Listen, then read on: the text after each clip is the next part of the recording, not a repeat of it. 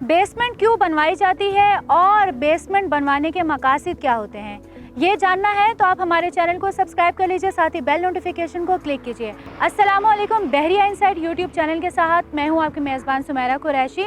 हम आपको ये बताएंगे आज के सेगमेंट में कि बेसमेंट आखिर क्या चीज़ होती है, घर की तामीर के लिए बेसमेंट की क्या इंपॉर्टेंस है और बहरिया टाउन कराची के कौन कौन से ऐसे प्रेजेंट्स हैं या कौन सी ऐसी कैटेगरीज़ के प्लॉट्स हैं, एरियाज़ हैं जहां पर जब आप अपना घर बनवाते हैं तो वहां पर बेसमेंट बनवाना बहुत ज़्यादा ज़रूरी होता है। बेसमेंट बनवाने के क्या क्या फ़वाइद होते हैं। आज के सेगमेंट में हम बात करेंगे कि बेसमेंट बनानी चाहिए या नहीं बनानी चाहिए, और अब जब आप बेसमेंट बनवाते हैं तो कौन सी कॉम्प्लिकेटेड प्रॉब्लम से आप बच सकते हैं।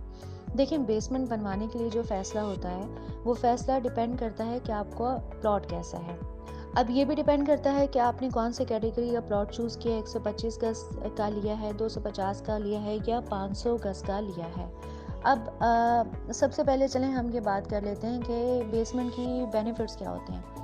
जब आप बेसमेंट बनाते हैं या जब आपको बेसमेंट बनाना पड़ता है तो उसमें आपको एक्स्ट्रा स्पेस मिल जाती है। आप इसी स्पेस में बेडरूम भी बना सकते हैं, आप इसको लिविंग एरिया में भी कन्वर्ट कर सकते हैं, आप इसको लॉबी में भी कन्वर्ट कर सकते हैं, आप इसको किसी स्टडी रूम में भी कन्वर्ट कर सकते हैं, आइदर आप इसे एक स्टोरेज की फॉर्म में भी कन्वर्ट कर सकते हैं। इन शॉर्ट ये कि आपको एक एडिड गुड प्राइवेसी मिल सकती है। इसमें अगर हम होम वैल्यू की तरफ जाते हैं या घर की वैल्यू पे जाते हैं कि बेसमेंट बनाने से घर की कीमत पे क्या असर पड़ता है, डेफिनेटली एक एक्स्ट्रा स्पेस जब आपके घर में मिलती है तो आपको आपके जो घर की वैल्यू है वो भी ज़्यादा बढ़ जाती है।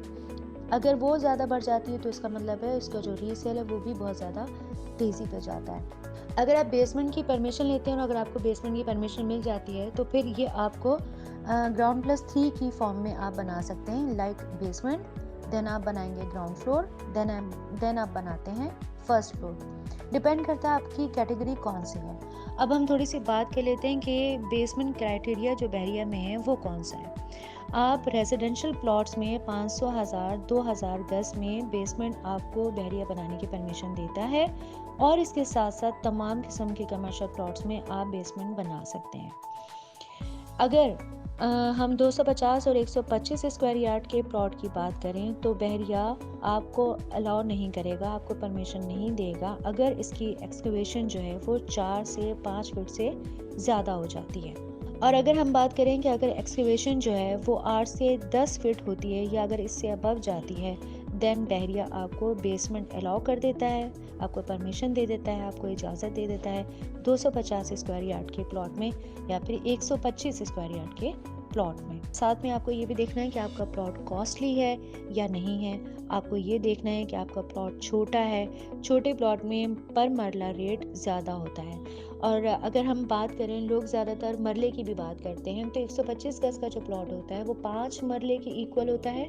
250 गज का जो प्लॉट होता है वो 10 मरले के इक्वल होता है। डेफिनेटली अगर प्लॉट छोटा है तो उसका पर मरला रेट ज़्यादा होता है। सो बेहतर ये होगा कि आप बड़ा प्लॉट लें, वहाँ आपको एक्स्ट्रा लैंड ज़्यादा मिलेगी, इसमें आपको एक्स्ट्रा एरिया ज़्यादा आप बनवा सकते हैं और इसमें आपको एप्रिसिएशन भी ज़्यादा मिलेगी। अगर आपका प्लॉट गहरा है तो भी आप बेसमेंट बनवाएं, अगर गहरा नहीं है तो बेसमेंट ना बनवाएं। इसकी अगर डिटेल में हम बात करें तो आसान लफ्ज़ों में अगर हम बात करते हैं, यूजुअली पंजाब वगैरह में ये देखा जाता है कि अगर 6 फीट रोड से नीचे है तो अगर इस पे 5 मरले का प्लॉट है तो आपको बेसमेंट बनवानी होती है, और इस सूरत में आज के रेट के हिसाब से भी जो है वो कंस्ट्रक्शन कॉस्ट आती है।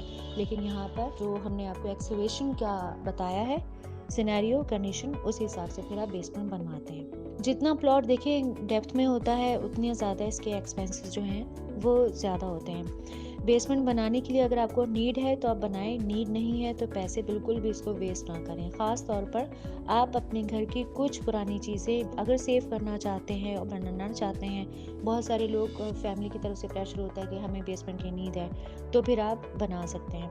और अगर नहीं है तो फिर बाज़ औक़ात ऐसा होता है कि लोग सर्वेंट रूम नहीं देते हैं, बट वो बेसमेंट को ही सर्वेंट रूम के तौर पर जो है वो यूटिलाइज़ करते हैं। लेकिन बहरिया में चाहे 125 गज का प्लॉट हो या फिर 250 को, वहाँ पे ये प्रेफर किया जाता है कि सर्वेंट रूम एक अलग से दिया जाता है। सो ये तमाम डिटेल्स थी जो कि हमने आपको बेसमेंट के हवाले से दी हैं। अगर आप ये देखना चाहते हैं कि जब आप कोई घर खरीदने के लिए जाते हैं, रेडी टू मूव विला अगर आप लेना चाहते हैं या अगर आप रेडी टू मूव घर खरीदना चाहते हैं, तो बेसमेंट में आपको कौन कौन सी चीज़ें देखनी चाहिए, साथ में बेसमेंट बनाने के लिए कौन कौन से ट्रेंड्स को आपको फॉलो करना चाहिए और कौन कौन से डिज़ाइंस बेसमेंट के लिए अच्छे रहेंगे।